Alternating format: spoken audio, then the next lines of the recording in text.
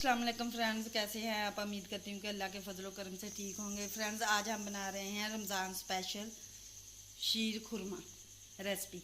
ये बहुत ही मज़ेदार सेवइयाँ बन के तैयार होती हैं, जिसके लिए मैंने 1.5 किलो दूध लिया है।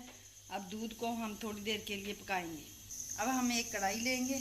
कढ़ाई में हम थोड़ा सा देसी घी डालेंगे। इसमें हम डालेंगे बादाम है मेरे पास कटे हुए, काजू है और पिस्ता है। इन्हें हम अच्छे से रोस्ट कर लेंगे घी के अंदर। अब हम इसमें सौगी डाल देंगे। अब हम इन्हें एक प्लेट के अंदर निकाल लेंगे अपने ड्राई फ्रूट को। अब हम इसी कढ़ाई में घी लेंगे और ये मैंने सेवइयाँ ली हैं, इन्हें भून लेंगे अच्छे से।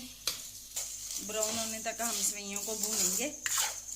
ये देखें, हमारा दूध जो है 5 से 10 मिनट तक पक चुका है। अब काफ़ी थिक हो चुका है, ये देखें।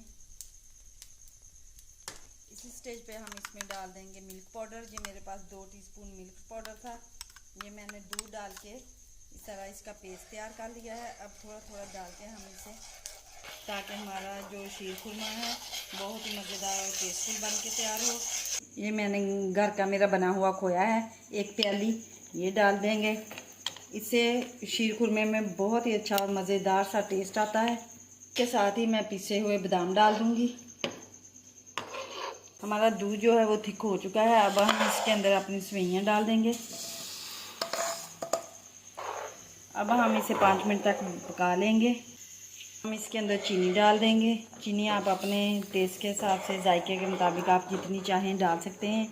अब इसके अंदर हम जो हमने ड्राई फ्रूट फ्राई किया था वो डाल देंगे। अब 5 मिनट तक हम इसे पका लेंगे। खुशबू के लिए हम अब इसमें 3 अदद इलायची ऐड कर देंगे।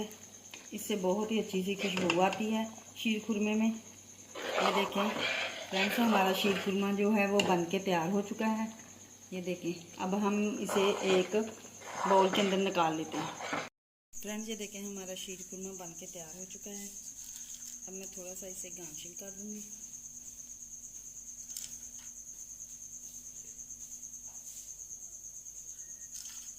ये देखें, हमारा शीर खुरमा बहुत ही मज़ेदार और टेस्टफुल बन के तैयार हुआ है। ये देखें फ्रेंड्स, आप भी रमज़ान मुबारक में ट्राई करें। ये बहुत ही मज़ेदार बनता है, खाने में बहुत ही टेस्टफुल है। अब हम कल मिलेंगे एक और नई वीडियो के साथ। अल्लाह हाफिज़, बाय।